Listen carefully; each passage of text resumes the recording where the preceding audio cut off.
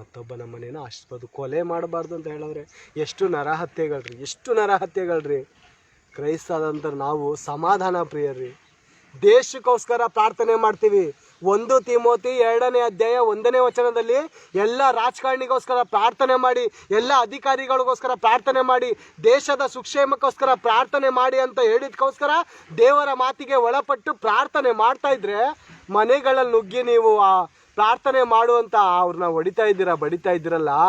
ಒಂದು ಮನೆಯಲ್ಲಿ ವ್ಯಭಿಚಾರ ನಡೀತಾ ಇರ್ತದೆ, ಕುಡುಕುತನ, ಹಾದ್ರ, ಕಳ್ಳತನ ನಡೀತಾ ಇರ್ತದೆ. ಯಾವನಾದ್ರೂ ಹೋಗಿ ತಡಿತಾ ಇದ್ದಾನ? ಮನೇನೆ ಕ್ಲಬ್ ಮಾಡ್ಕೊಂಡು ಕುಡಿತಾ ಇದ್ದಾರೆ, ತಿಂತಾ ಇದ್ದಾರೆ, ಇನ್ನೊಬ್ಬ ಹೆಂಡತಿನ ಕರ್ಕೋಗು ವ್ಯಭಿಚಾರ ಮಾಡ್ತಾ ಇದ್ದಾರೆ. ಅದನ್ನ ತಡೆಯೋದಕ್ಕಾಗತ್ತಾ ನಿಮ್ಮ ಕೈಯಲ್ಲಿ?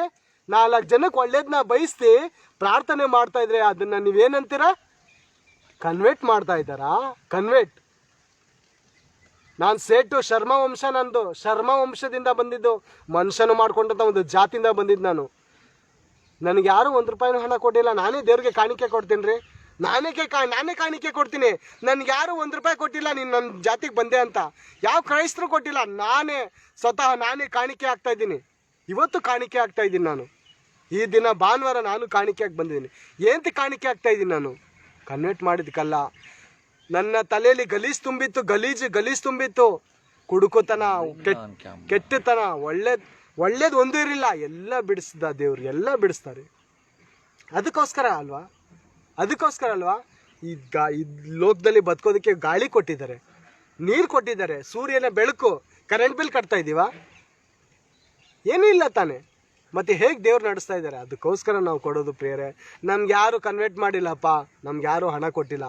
ಕನ್ವರ್ಟ್ ಅಲ್ಲ, ಅದು ಮಾನಸಾಂತರ. ನಾನು ಪಾಪಿ ಅಂತ ನಾನು ಒಪ್ಕೊಂಡು ಯೇಸು ಕ್ರಿಸ್ತನ ಹತ್ರ ಹೋಗಿದ್ದು. ನನ್ನ ಪಾಪಕ್ಕೋಸ್ಕರ ಸತ್ತಿದ್ದಾನೆ ಯೇಸು ಕ್ರಿಸ್ತನು. ಅರ್ಥ ಮಾಡ್ಕೊಳ್ಳಿ ಪ್ರಿಯರೇ. ಯಾಕೆ ಇಲ್ದಿರೋ ಸುಳ್ಳುಗಳನ್ನು ಹೇಳಿ ಶಾಂತಿ ಪ್ರೇಯರ್ನ ಕೆಣಕ್ತಾ ಇದ್ದೀರಾ? ಬ್ರಿಂಗ್ ದ ಕ್ಯಾಮ್ರಾ ಅಂತಂದ್ರೆ ಏನದ ಅರ್ಥ? ಅಂತಂದ್ರೆ ಕೊನೆಯದಾಗಿ ನೋಡ್ಕೊಳ್ಳೋಣ, ಯೇಸು ಕ್ರಿಸ್ತನು ಈ ಲೋಕಕ್ಕೆ ಯಾಕೆ ಬಂದನು ಎಂದು.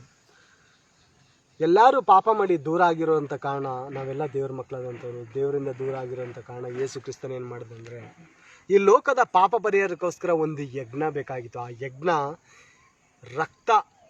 ರಕ್ತ ಸುರಿದ್ರೇ ನಮ್ಮ ಪಾಪ ವಿಮೋಚನೆ ಆಗಬೇಕಾಗಿತ್ತು. ಯೇಸು ಕ್ರಿಸ್ತನು ಬಂದನು. ಧರ್ಮಶಾಸ್ತ್ರದಲ್ಲಿ ಹೇಳಿರೋ ಪ್ರಕಾರ ಒಬ್ಬ ದೇವಪುರುಷನು ಕನಿಕೆ ಹೊಟ್ಟೆಲಿ ಹುಟ್ಟುಬತ್ತಾನೆ. ಆತನು ಬಂದು ಇಡೀ ಮಾನವ ಕುಲಕ್ಕೋಸ್ಕರ 5 ಗಾಯಗಳನ್ನು ಹೊಂತಾನೆ, ಮುಖದ ಮೇಲೆ ಉಗಿಸ್ಕೋತಾನೆ, ಮುಳ್ಳು ಕಿರೀಟ ಧರಿಸ್ಕೋತಾನೆ, ಎಲ್ಲರ ಕೈಲಿ ಒದೆ ತಿಂತಾನೆ, ಸಾಯ್ತಾನೆ, 3ನೇ ದಿವಸ ಮೃತ್ಯುಂಜಯ ಹೊಂತಾನೆ. ಯೇಸು ಕ್ರಿಸ್ತನು ಸಾಯೋದು ಮಾತ್ರ ಅವನು ಬದುಸ್ಕೊಳಕ್ಕಾಗಿಲ್ಲ. ಅವನ ಕೈಯಲ್ಲಿ ಅರ್ಹತೆ ಇಲ್ಲ, ಅವನ ಯೋಗ್ಯತೆ ಇಲ್ಲ, ಅವನ ದೇವರಲ್ಲ ಅಂತ ಹೇಳ್ತಾ ಇದ್ದೀರಲ್ಲ. ಅವನ ಹಾಗೆ ಸತ್ತಿರೋಂಥ ಮನುಷ್ಯ ಯಾವನಾದ್ರೂ ಬದುಕಿದ್ದಾನ ತೋರಿಸ್ತೀರಾ?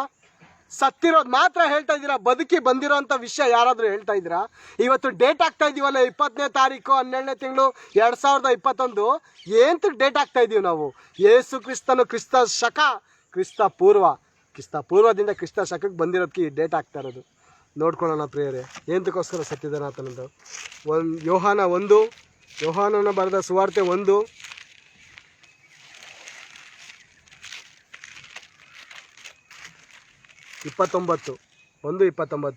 ಮರುದಿನ ಯೋಹಾನನು ತನ್ನ ಕಡೆಗೆ ಬರುವ ಯೇಸುವನ್ನು ನೋಡಿ, ಅಗೋ ಯಜ್ಞಕ್ಕೆ ದೇವರು ನೇಮಿಸಿದ ಕುರಿ, ಲೋಕದ ಪಾಪವನ್ನು ನಿವಾರಣೆ ಮಾಡುವವನಂದ್ರೆ ಅಮೇರಿಕದಲ್ಲಿ ಹುಟ್ಟವನೇ, ಇಂಗ್ಲೆಂಡಲ್ಲಿ ಹುಟ್ಟವನಲ್ಲ, ಭಾರತದ ಮಧ್ಯದಲ್ಲಿ, ಏಷ್ಯಾ ಖಂಡದಲ್ಲಿ ಹುಟ್ಟಿರುವಂಥ ಯೇಸು ಕ್ರಿಸ್ತನು ಭೂಮಿಯ ಮಧ್ಯದಲ್ಲಿ ಲೋಕದಲ್ಲಿರುವ ಪಾಪ